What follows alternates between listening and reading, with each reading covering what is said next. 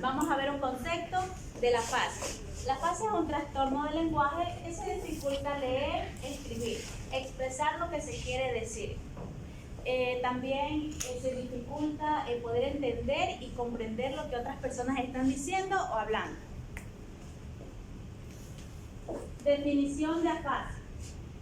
La afasia es un sistema de daño cerebral que se dificulta en el lenguaje.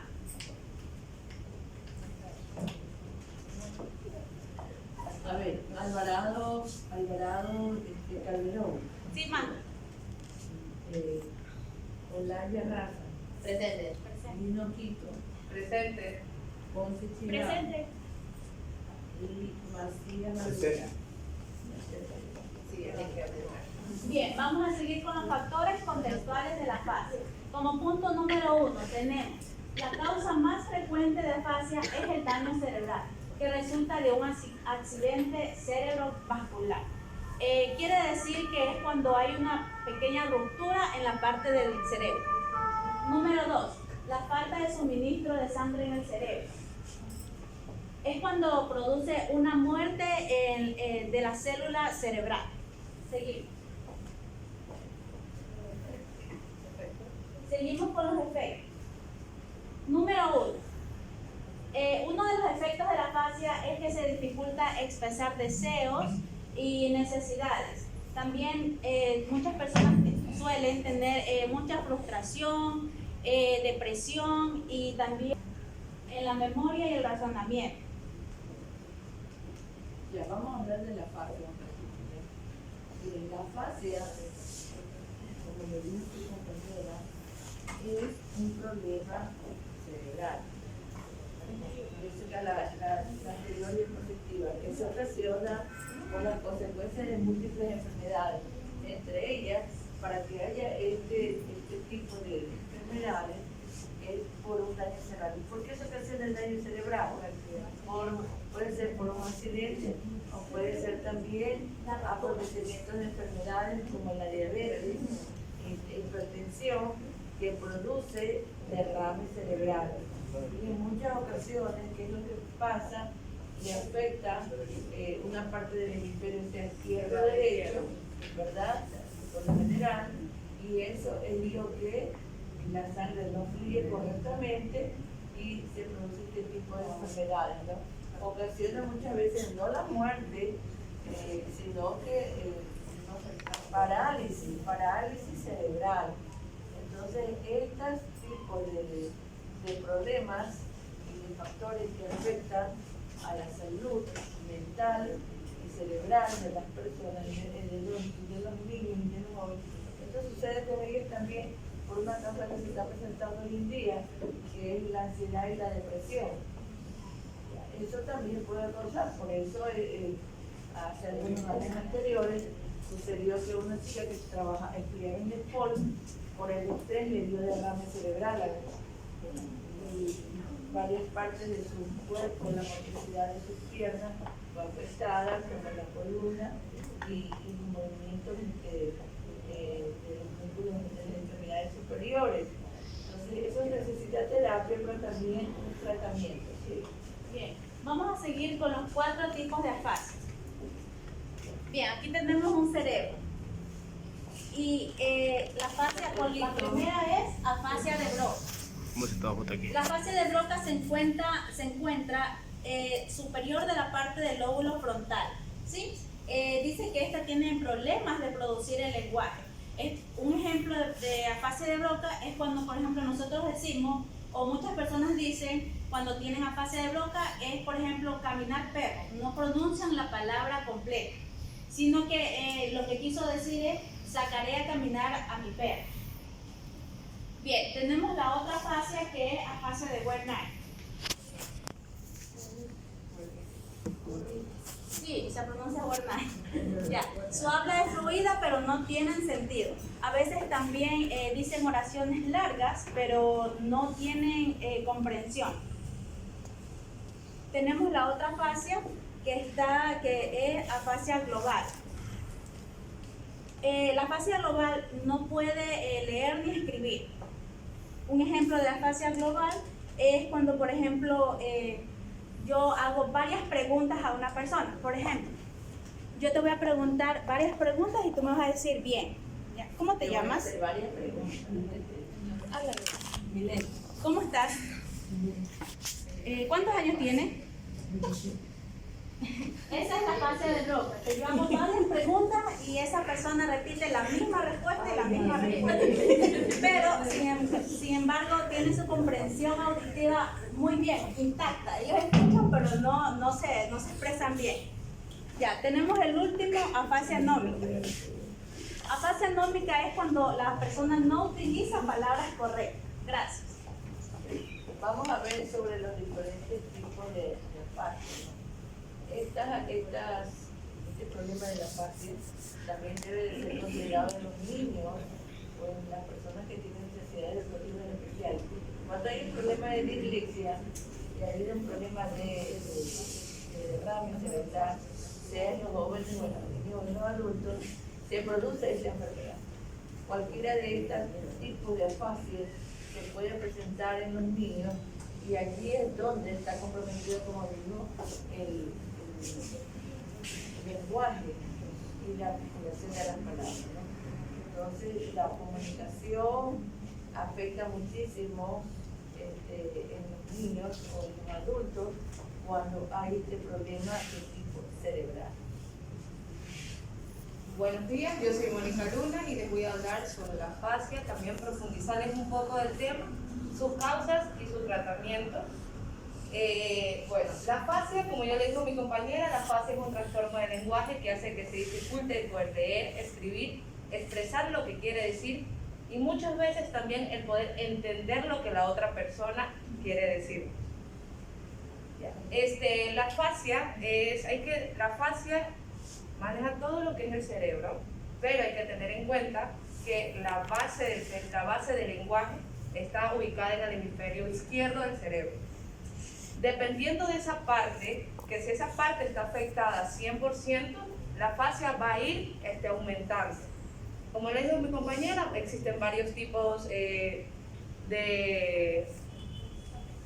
afasia para poder comprender un poco más las causas.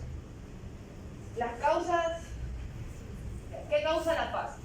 La afasia sucede por un daño de una u otras partes del cerebro que estén involucradas con el lenguaje. El daño puede suceder por varios casos. Uno de los casos más comunes que hoy en día se presenta en la afasia son los accidentes cerebrovasculares.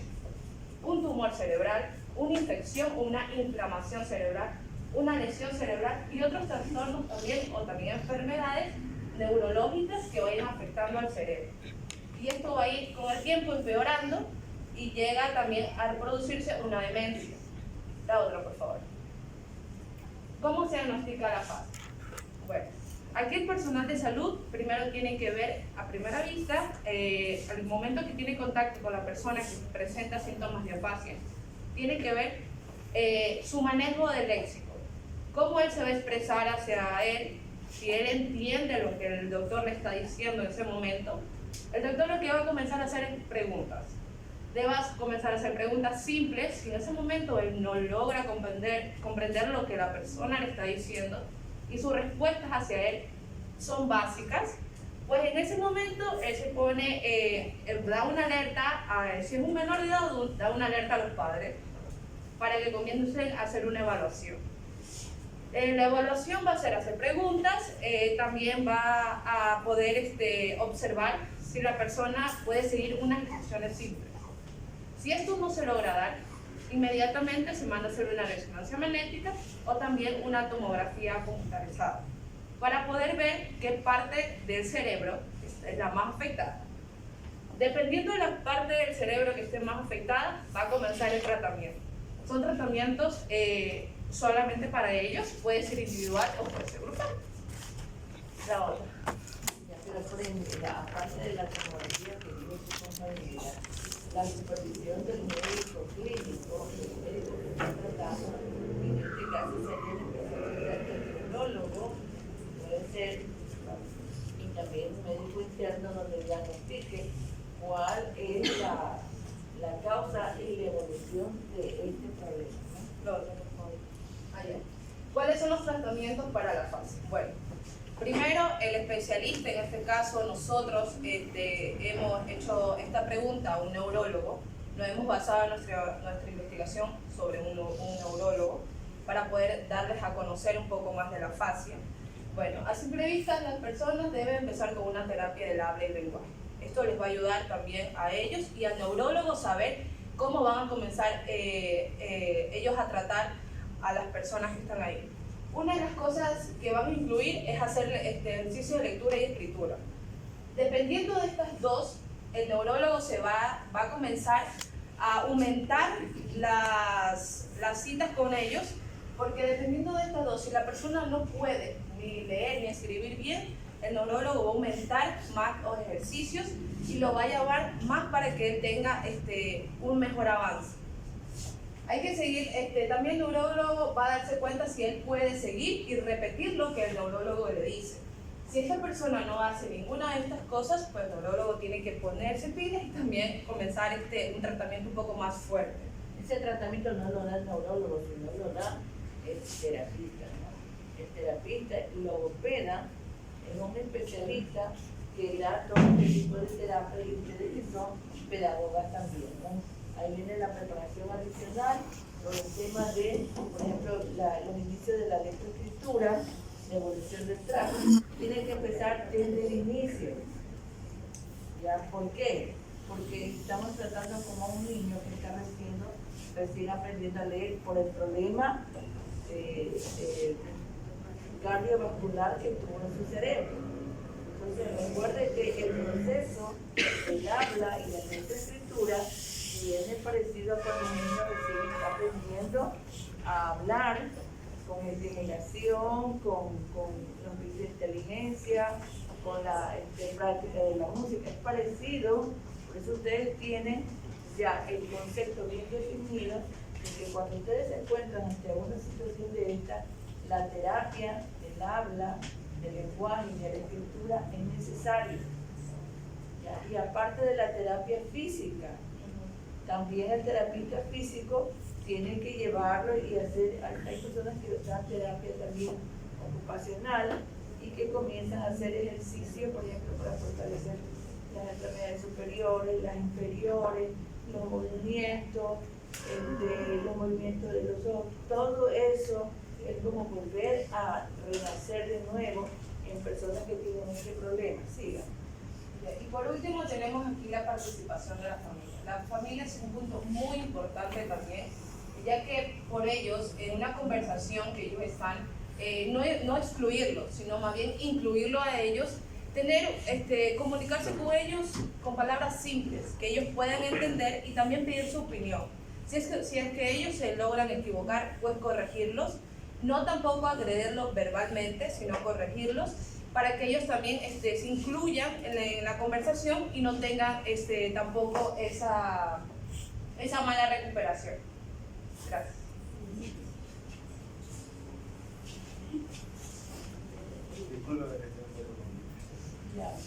Buenos días, Marcela Banguera Joel, quien les habla. Hoy yo les voy a hablar sobre lo que son las evaluaciones de los trastornos afásicos. El trastorno afásico dice que son aquellas lesiones que tienen como consecuencias personales y sociales y que son de gran trascendencia en personas que las sufren. Además, el lenguaje es una de las características más distintivas en los seres humanos. Además, permite recuperar las capacidades lingüísticas de forma eficiente, para así conocer cada una de las necesidades que cada paciente presenta con trastornos afásicos. Aspectos para evaluar el paciente afásico. Nos dice de un lenguaje expresivo, que es aquel que evalúa mediante una conversación con otra persona. Sobre el lenguaje comprensivo es aquel reconocimiento o aquella presentación de algo que nosotros le vamos indicando, ¿no? Sobre la lectura es la comprensión y órdenes que tiene que seguir aquella persona que tenga un procedimiento, o al contrario es aquella persona que le ordena al otro lo que haga, ¿no?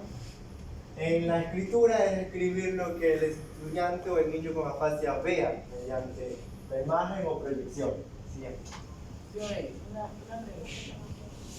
Has mencionado muy bien la teoría positiva. Has mencionado muy bien que cuáles son las partes que se deben de trabajar con estos niños, ¿no? Que es el lenguaje expresivo, el lenguaje comprensivo, la comprensión y la escritura. ¿Ya?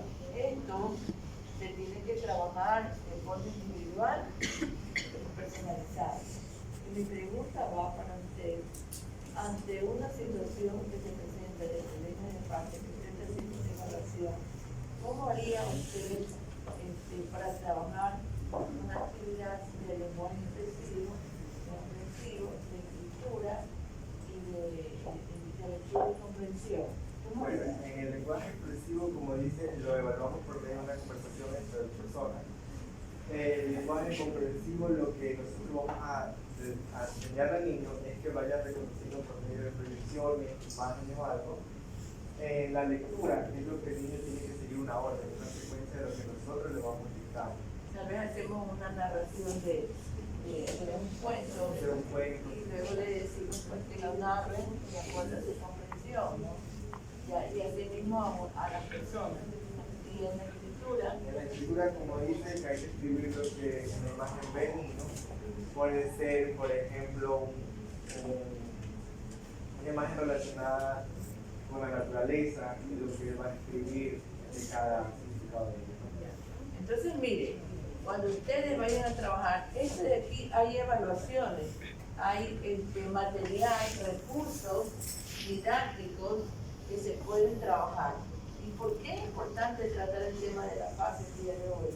Porque usted tal vez se va a encontrar con una persona que usted tiene el primer indicador y las primeras, como se dice, hablando del tema de la fase, sabe cómo puede experimentar trabajar con un niño ante este problema.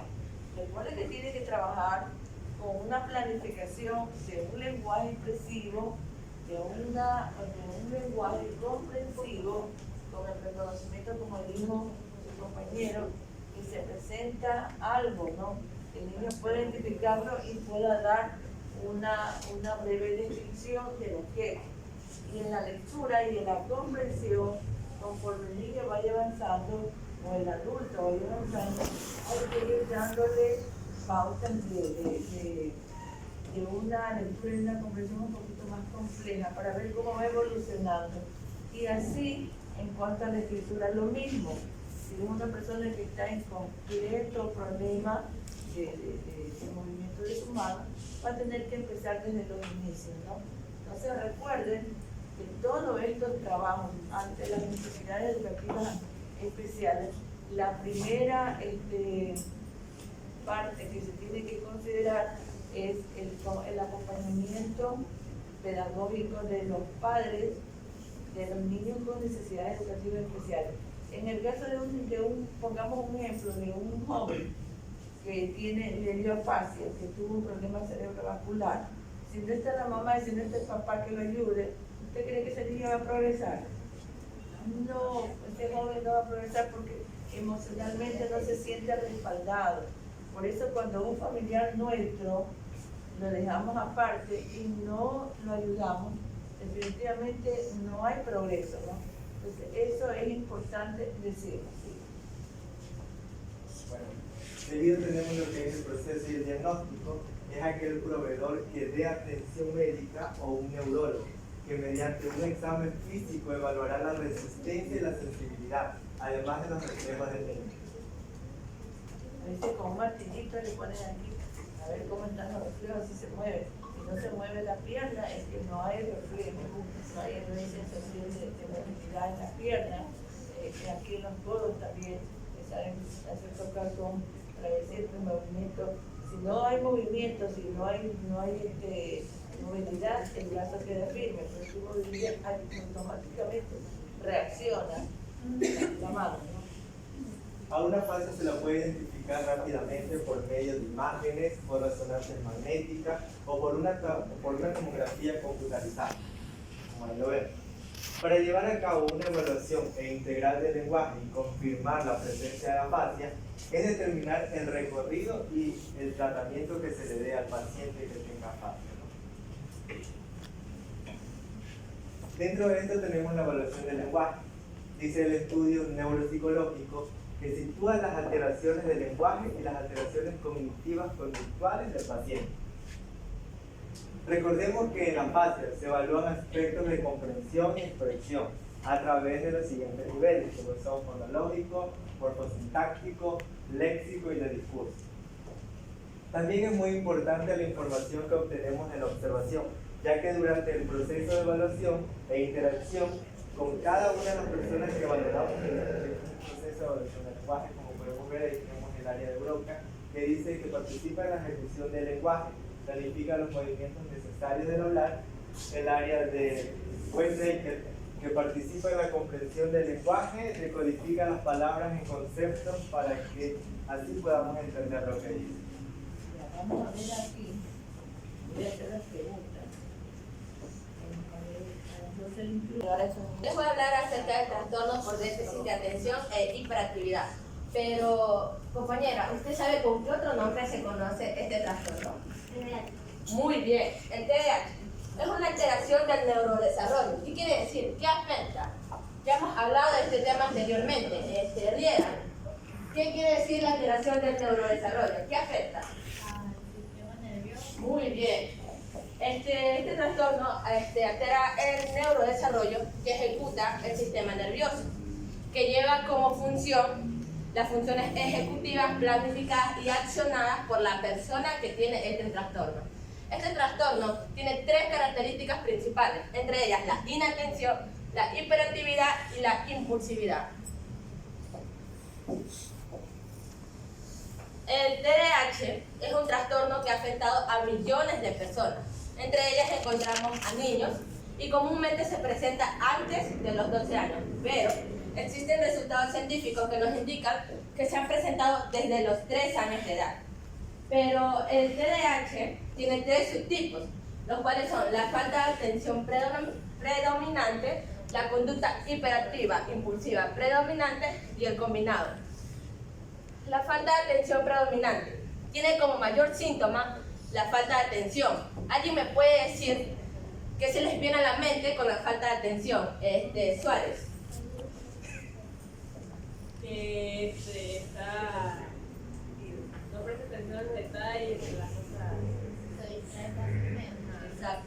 Muy bien, se distrae fácilmente. Pero también esta falta de atención es causada por los padres de familia, comúnmente por los cuidadores habituales del niño y en ciertos casos los docentes. ¿Por qué el docente?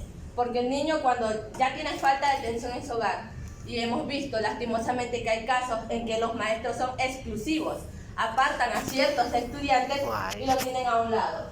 La conducta hiperactiva impulsiva predominante, la hiperactividad y la impulsividad. Sabemos que la hiperactividad es la acción realizada cuando hablamos demasiado, corremos demasiado, saltamos demasiado. Pero ¿qué es la impulsividad? La impulsividad es la acción, pero ejecutada de la acción que ya hemos realizado. Es decir, hablamos rápido, corremos rápido. No es lo mismo que yo les esté hablando así, a que yo les diga que no sé qué, que la televisión. No es lo mismo, ¿cierto? Eso es la hiperactividad y la impulsividad. Ahora imagínense el combinado. El combinado es algo ya grave del trastorno de déficit de atención e hiperactividad, porque concentra tanto la falta de atención, la hiperactividad y la impulsividad.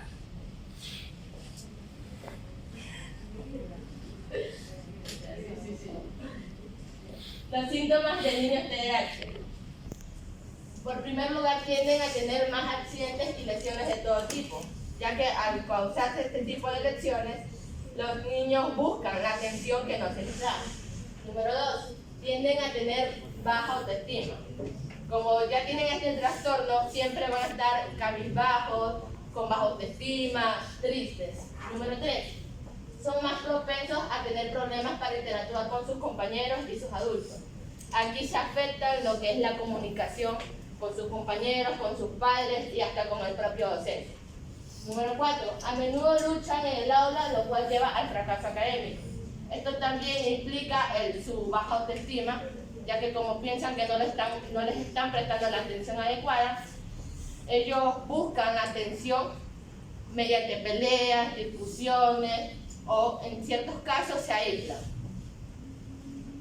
El tratamiento del TDAH. ¿Será que el TDAH tiene un tratamiento? Sí. El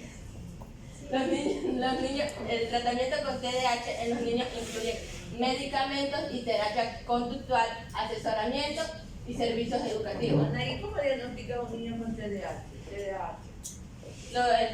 Los síntomas con niños de TDAH son porque no tienen atención, son bastante hiperactivos y impulsivos, pero no hay que mezclar que sean solamente hiperactivos a que ya tengan trastornos de TDAH, porque muchos padres saben decir que un niño con demasiada energía ya tiene TDAH.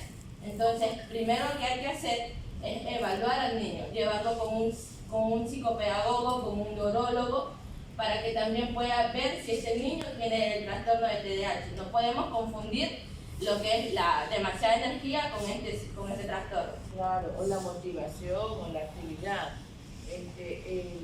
Aparte de la evaluación médica, se tiene que hacer unas evaluaciones precisas para atender a los niños con TDAH, que hay unas baterías para trabajar y ver si realmente cumple con las partes específicas de la evaluación para diagnosticar. Pero ese sería una primera parte. Pero el diagnóstico clínico y el diagnóstico a través de la observación de la maestra y de también el consumo de ciertos alimentos son los que también en muchas ocasiones provoca altos niveles de déficit de atención. Se dice que cuando se tiene la escasez de la vitamina D3, y eso yo no lo sabía, el niño tiene le provoca muchísimo comer muchos dulces, no solamente para los niños, sino para los adultos. Entonces, mire usted cómo la alimentación tiene que ver muchísimo en lo que es la alteración del neurodesarrollo, ¿no? O sea, si hay un problema de cuando usted consume alto contenido de azúcar en las noches, usted no le va a permitir descansar bien. Entonces, hay medicación y alimentos que se tienen que consumir en las horas adecuadas. Los médicos, ¿qué dicen? A ver, por el grupo, ¿qué dicen los médicos cuando usted, a qué hora es una buena hora para consumir las frutas? Los médicos comúnmente recomiendan la mañana, la tarde, pero no ciertas frutas, pero en la noche. Ciertas frutas. A las 6 de la tarde, máximo para poder comer máximo 4, 5, hasta máximo 6 de la tarde, ¿no? Ya. Y también los médicos aconsejan que no consuman esos productos que son como edulcorantes, porque esos afectan la salud. Entonces, mire que no solamente es el diagnóstico clínico, sino que también se tiene que también trabajar con una nutricionista, más el tratamiento pedagógico de ustedes. Sigan, por favor. Ya, a pesar de que el TDAH está compuesto por un tratamiento para llevarse a cabo y no llegue a empeorar, este en sí no tiene cura.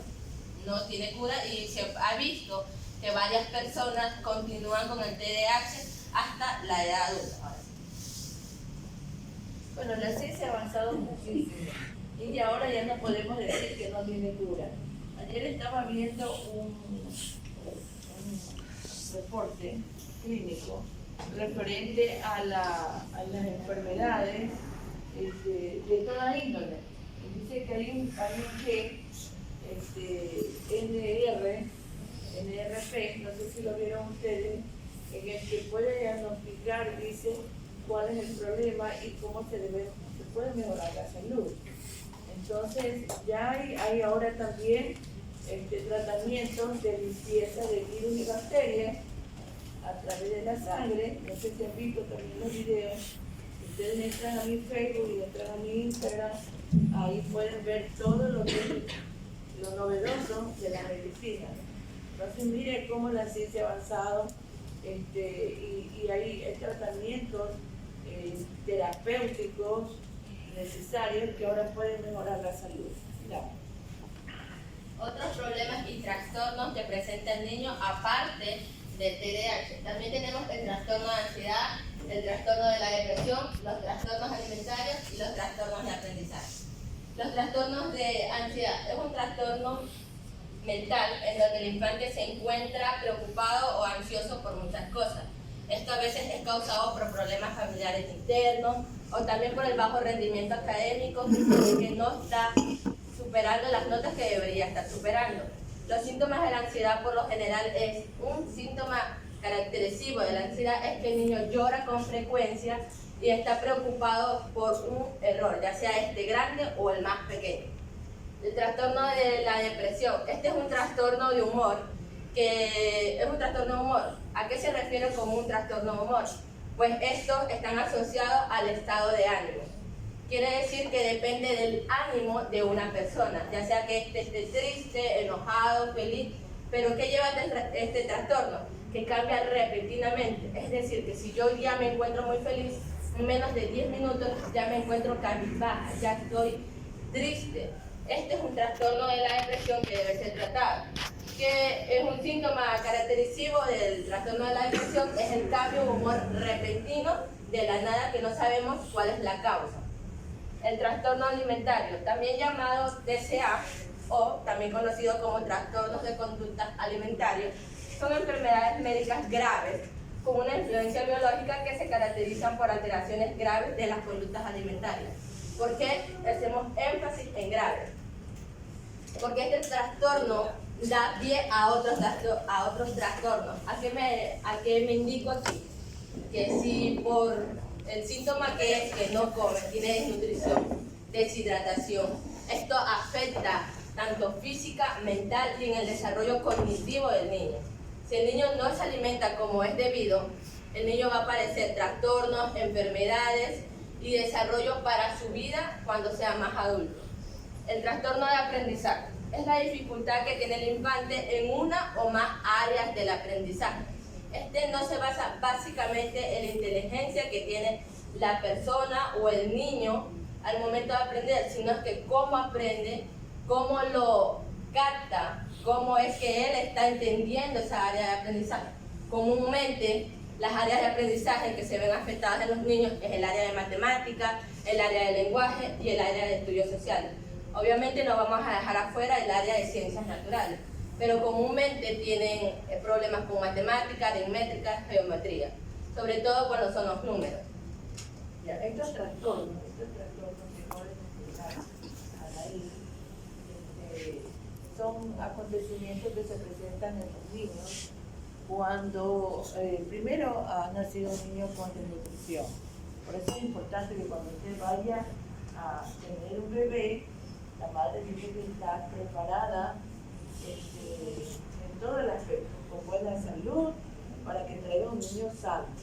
Entonces, la desnutrición trae también consigo este tipo de problemas, ¿no? En los niños, la mala nutrición, un desorden metabólico, trastornos de ansiedad, trastornos de depresión, porque ya pues el niño ha pasado por afectaciones que han destruido su parte del sistema nervioso central y no se considera una buena salud. También hay que tomar en cuenta que hay niños que no duermen a sus horas, ni los adultos ni los jóvenes. Y qué error más grande, porque dice que una mala noche no se recupera. ¿Y qué es lo que se deteriora? La masa gris. Se afectan las neuronas. Entonces, también ustedes como jóvenes, como adultos, ustedes tienen que saber que todo tiene que tener un límite y tienen que dormir sus horas completas, porque mala noche, y lo hablo por experiencia porque yo pasaba mucha mala noche trabajando, ahora ya no, me afectó mi salud. Entonces, eso no puede hacerlo. Sí, se mandan muchos trabajos, a veces el sistema obliga, ¿no? Pero qué triste, el sistema obliga a tantas cosas y la salud se vea comprometida, pero usted en lo más posible trate de descansar, porque en el sueño se repara todos sus órganos. se repara el hígado, el páncreas, los riñones, el sentido de la vista, todo, absolutamente todo. El sueño tiene que ser un sueño reparador para descansar y hacer que su cuerpo nuevamente se reactive. Sí. Tratamiento para los trastornos de aprendizaje, ansiedad y depresión. El tratamiento para la ansiedad es una terapia cognitiva conductual, la cual se realiza a través de un tratamiento de exposición en vez de evitación. ¿A qué me refiero con exposición? Aquí vamos a exponer al niño los miedos que él lleva dentro para que él pueda despojarse de ellos, pueda desquitarse de ellos y pueda seguir adelante y este trastorno se le pueda dar un fin. El trastorno de aprendizaje necesita ayuda e instrucción adicional especializada. Aparte del docente, se necesita se podría decir como una ayuda profesional, un poquito particular, para que pueda ayudar al estudiante con el área en el que él encuentra más problemas. El tratamiento para la depresión. Existen 2 tratamientos en este trastorno, la medicación y la psicoterapia al niño y la familia. Cabe recalcar que la medicación para la depresión no es adictiva. No tiene ninguna sustancia que pueda provocar adicción al niño y pueda ser mala para él. Sin embargo, hay algunos niños que les rinde mejor la psicoterapia a la medicación. Es por eso que hay que tener en cuenta cuando llevamos al niño al médico, saber cuál de las 2 es más efectiva. A pesar de que no se puede dejar la medicación, podemos dar más terapias de psicoterapia, pero no solo al niño, también a la familia. Porque este trastorno no solo afecta al niño, sino a los cuidadores habituales que suelen estar en el entorno de él, ya que muchos padres se culpan porque los niños tienen este trastorno. Dicen, a lo mejor fue mi culpa que mi niño esté tan depresivo, yo no le pongo demasiada atención, o a veces los niños tienen pensamientos negativos que adquieren ya sean de un compañero o de algo que ven en la televisión. Entonces, esta psicoterapia va a ayudar que el niño y la familia puedan superar este trastorno. Ya, muy bien lo que dijo su compañera. Está bien claro y enfatizado que los 3 componentes del trastorno de déficit de atención e hiperactividad anterior, por favor. Ya, esto fue lo que te va a trabajar. La ansiedad, el aprendizaje y la depresión. Su compañera dijo que los medicamentos no tenían consecuencias. Hay algunos médicos que sí mandan medicamentos como el clonazepam. Ese medicamento a nivel mundial ya está desactualizado. Afecta de forma cerebral, eso ya no se puede usar. Hay otros medicamentos como el FASI también, pero los médicos de aquí, como no están actualizados, no se preparan de forma continua, ellos siguen dando esa medicación. Yo sé, porque a mí me gusta leer, yo no quiero, pero los trastornos de ansiedad es mejor tratarlos de forma psicoterapéutica. Lo mismo con el aprendizaje, con las terapias y con la actividad que se trabaja pedagógica con los niños.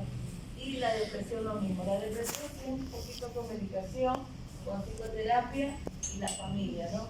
Entonces ya sabemos que el trastorno de déficit de atención e hiperactividad tiene 3 componentes. ¿Cuáles son esos? ¿Qué es lo que usted va a trabajar en un niño que tiene este trastorno de hiperactividad? La ansiedad, el aprendizaje y la depresión. Mira que es complejo, porque esto es a nivel de ¿qué? Neurológico. Muy bien, siga. Es neurológico, por eso tenemos que tener la medicación y la terapia. Terapia psicológica, terapia de comportamiento. Buenos días, Monster. Yo me Esto llamo vamos a trabajar en el Carla Pons. próximo. Ya, y yo les voy a hablar sobre los trastornos de aprendizaje. Los temas que voy a ver es la dislexia, la escalcaría o discalculia, la disgrafía y la disortografía. Ya, para empezar la dislexia. ¿Qué es la dislexia? Pues bueno, la dislexia son el trastorno que tienen las personas al leer de manera fluida. Ya, a veces podemos ver que hay personas que sufren de dislexia, pero estas personas leen despacio, pero sin aún se traban. Ya, también tenemos otro punto donde las personas que tienen dislexia, al momento de escuchar a otra persona que está leyendo, esta persona sí va a entender. Ya, ¿cuáles son los síntomas de la dislexia? Primero, el primer síntoma que podemos notar en un niño es que tiene problemas con la conducta o su manera de comportarse. Ya, el siguiente síntoma es ellos sienten frustración al momento de leer. También van a tener problemas en su aspecto de la sociabilización, también les va a afectar en el mal manejo del estrés. La dislexia será un problema así leve, que no sea tan grave, o que tiene comprometido la parte cerebral. A ver, esa pregunta. ¿Cuál sería? ¿Es un problema no grave o tiene comprometido la parte cerebral? ¿Quién me dice? Puede ser leve, moderado, grave. Y sí tiene comprometido la parte Tiene cerebral. comprometido, exacto. Puede ser leve, moderado, grave, la situación que la diagnostica el neurólogo, pero sí tiene comprometido la parte cerebral. Aquí en el cerebro el niño ve como una confusión, una inversión de todo, que no puede leer en su cerebro, no puede hacer la transmisión del lenguaje para poder escribir o poder hablar. Sí, que es un problema del neurodesarrollo. Sí. Ya, en lo que son las causas, tenemos, especialmente los científicos no detectan aún específicamente una causa por la que las personas con dislexia sufren este tipo de trastornos, pero sin embargo hay dos puntos que se deben topar, que son los genes de herencia y la anatomía y la actividad cerebral. En genes de herencia, pues un 40% de las personas con dislexia se dice que en sus familiares, hermanos, primos, papás, etcétera, cualquier familiar sufre de este tipo de trastornos. En lo que es en la anatomía y actividad cerebral, pues esto tenemos en las áreas encargadas del cerebro, que es donde el niño puede ver de una forma diferente las palabras y también al momento de escribirlas, pues en su cerebro está de otra manera. ¿Cómo se diagnostica la dislexia? Pues bueno, en este tema los evaluadores realizan una prueba para detectar qué tipo de nivel de dislexia tiene. Ya, la descalcaría, o más conocida como la discalculia. Pues bueno, este trastorno más se centra en lo que son las matemáticas y algunas tareas relacionadas con esta materia. ¿Cuáles son los síntomas? Pues a los niños se les dificulta reconocer lo que es el menor que y mayor que. También tienen dificultad para resolver problemas básicos de las matemáticas como suma, resta, multiplicación, división. Puede también ser una mala práctica presente, ¿no? Que le enseñó mal al niño y por eso no aprendió. Y como no tuvo ayuda de la casa, el acompañamiento de los padres, entonces el niño continuó con ese problema de la calculia. Pero no quiere decir que el niño tenga problemas también de neurodesarrollo. Puede ser también que es una parte de su aprendizaje que no fue bien comprendido y enseñado. Entonces, el discalculia no está dentro de salvo que se haga evaluaciones terapéuticas, evaluaciones para saber si tiene problemas lógico-matemáticos. Pero si no es así, simplemente es una dificultad que puede buscarse una solución, ¿ya? La discalculia, salvo que se vea que está comprometido con la parte cerebral. Esto ya hay que, a través de la observación, nosotros los maestros investigamos, vemos cuál es la causa. Sí, ya, en lo que son las causas, pues también tenemos los genes y herencia y el desarrollo cerebral. En lo que es el diagnóstico, pues los evaluadores deberán utilizar una serie de pruebas para donde deberán incluir otras dificultades. ¿A qué se quiere referir con otras dificultades? Para ver si hay otro problema en lo que es la lectura, la memoria o el déficit neuronal. correcto. Ya, lo que es la disgrafía, pues este trastorno son los problemas de ortografía y caligrafía, o puede ser ambos temas a la misma vez. ¿Cuáles síntomas de la disgrafía tienen una caligrafía con escasa consistencia, problemas con las reglas ortográficas, puntuación errónea. También, bueno, las causas pues tenemos que son las genéticas, las neurológicas, psicomotrices y ambientales. ¿Cuáles son las causas genéticas? Pues bueno, esto viene ya de los genes por sus problemas, los familiares. Las causas neurológicas, esta nos viene que se centra en lo que es la parte cerebral. En las causas psicomotrices, pues aquí podemos ver que hay ciertos niños que son desarrollados diferentes y que no tienen una coordinación de su brazo con su mano. En la clase anterior, disculpen que le interrumpa, en la clase anterior veíamos los problemas de genética, ¿verdad? Cuando el RH o negativo de la madre se une con el ORH positivo del padre. ¿Qué sucede ahí? Aparte de un embarazo peligroso, puede tener al niño con problemas neurológicos, problemas de síndrome de Down y otros, porque esas dos tipos de sangre no pueden unirse. También hablábamos sobre el casamiento de los familiares. El tío con la sobrina son sangres similares que no pueden unirse y por lo tanto eso dentro de la tradición religiosa es un incesto. Y así mismo, unirse la misma sangre va a provocar enfermedades y va a provocar problemas neurológicos, no puede unirse. Eso es contra natura y eso lo hablábamos en la clase anterior. También los problemas de enfermedades de transmisión sexual y también el consumo de drogas. Eso también va a traer problemas neuronales a los niños. Siga, por favor. Ya, ¿cómo se diagnostica la disgrafía? Pues bueno, esto se puede hacer mediante el aula o los padres de familia, haciéndole de manera de dictado, prueba de escritura o una copia. Ya, la disortografía. Este trastorno pues presenta dificultades tanto para asociar los sonidos y las grafías. ¿Cuáles son los síntomas de este trastorno? La confusión en el uso y correspondencia de los artículos, confusión de acentos, confusión de letras. También podemos ver que los niños en ocasiones suelen unir las palabras, ya van de corrido, no es como que tienen espacio, sino que la escriben de un solo corrido.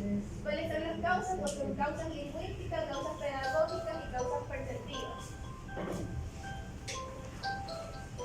Ya, ¿cuáles son los tratamientos para los trastornos de aprendizaje? Tenemos 3 tipos de tratamiento: las terapias psicosociales y conductuales, la terapia de medicamento y la terapia y la educación especial. La primera que es la terapia de psicosociales y conductuales. Esta equipo se basa en enseñar a los niños a maximizar sus debilidades y minimizar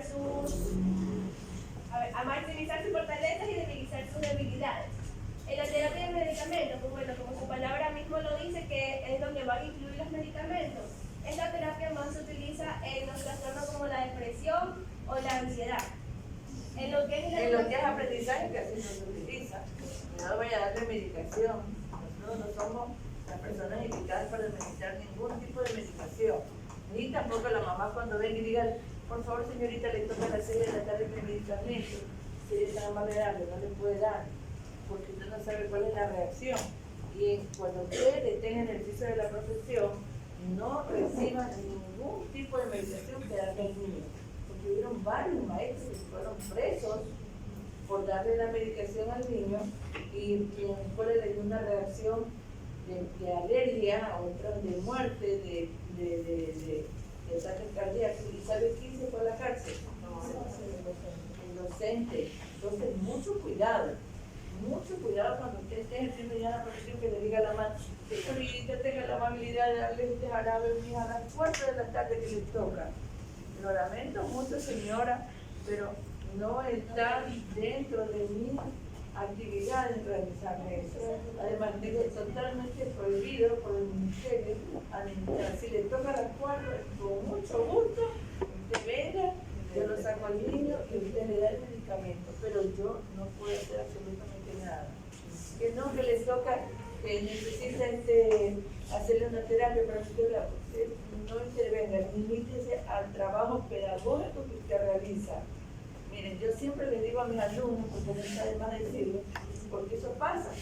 Fueron en el año 2015, creo que fue 16, hubieron como alrededor de 10 maestros que se fueron presos. El uno porque no tuvo precaución y estaba en la fiesta del Día del Niño, se cayó a la oficina y ese niño se murió. ¿Se acuerdan de ese caso? Salió en las noticias y los otros también. Y esa madre que no, que mi hijo estaba bien, sino que esa señorita le dio ese jarabe y yo le dejé, el hijo se murió. El niño ya estaba grave y el padre, el responsable, lo mandó a la escuela. Niño enfermo, niño que no va a la escuela, preferible que se quede en la casa. Ya, sigamos. Ya, y por último, la educación especial, que esta es donde el contorno estudiantil se va a involucrar en la necesidad que vaya a tener el niño. Ya, de acuerdo a lo que se está viviendo, ¿qué usted cree que es importante que usted continúe con su preparación para su permanencia en lo que es la educación? ¿Será la educación especial? ¿Será la psicología? ¿Será la psicopedagogía? ¿La psicomotricidad? ¿Qué será? Esa es mi pregunta. ¿Qué estudios complementarios usted debe de realizar? A ver, usted Sería la psicopedagogía y lo de terapia, para poder ayudar al niño a mejorar sus habilidades. la psicología, la psicopedagogía, la psicoterapia, esas son las carreras afines que usted le puede ayudar para atender a niños con necesidades educativas especiales y para otros niños que tengan dificultades de aprendizaje, ¿no? Eso es una buena herramienta para usted continuar.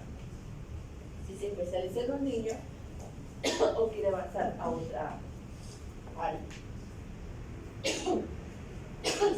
Bien, en estos momentos vamos a visualizar nuestro trabajo práctico, que son 2 videos. Le hicimos al neurólogo Mario Pinos Gavilán.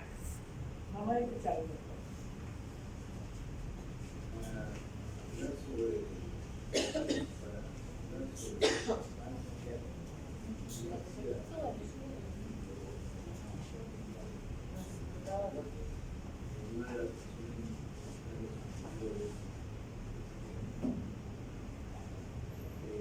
No le pusieron micrófono.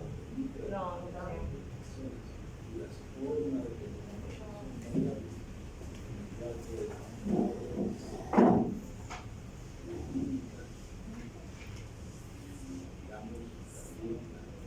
No lo tiene aparte, por si acaso, para mandárselo a WhatsApp. Sí, sí, lo Sí, mejor. Para que exista la comunicación entre dos personas se requiere que una persona emita el pensamiento, sea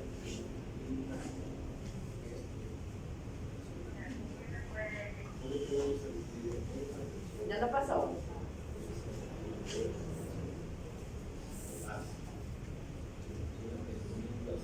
Un poquito más de volumen.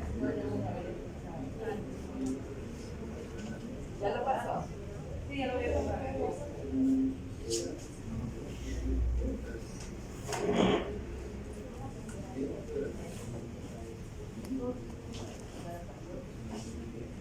Ya lo pasó. A ver, veamos ahí. Véalo, por favor. ¿Qué tiempo será el Son 3-3. 3-3. El mismo. Ya. Que nos habla de la fascia, de sus causas, los tratamientos que se deben hacer. Igual nosotros le realizamos unas preguntas, que si la fascia puede ser Veamos el video y lo comentamos en la próxima clase. ¿Qué les parece? sí, y una pequeña conclusión para ya terminar. Esto, bueno, es impredecible también tener en cuenta que un trastorno del lenguaje no siempre significa que la lesión haya destruido por completo la función comunicativa como tal, sino que también este daño ha causado la incapacidad para utilizar algunos de los elementos impredecibles, como es la comprensión o la repetición. Y es necesario el poder destacar que la lesión cerebral que ha causado este trastorno puede desorganizar otros sistemas funcionales tanto como la evaluación y el diagnóstico, no deben de limitarse únicamente al lenguaje, sino al conjunto de las capacidades neuropsicológicas. Gracias. Muchísimas gracias. Todo el mundo está feliz, muy feliz, y no deja de bailar.